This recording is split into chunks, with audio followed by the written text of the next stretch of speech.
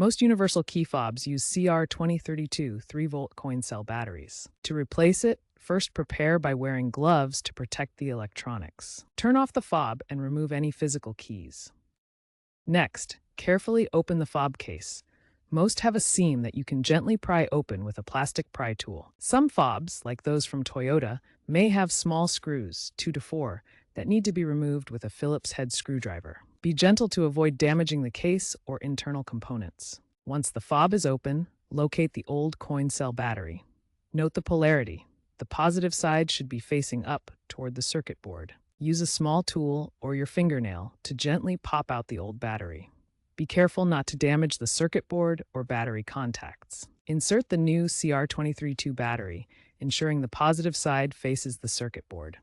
Press it firmly into place until it clicks. Test the fob by pressing the buttons.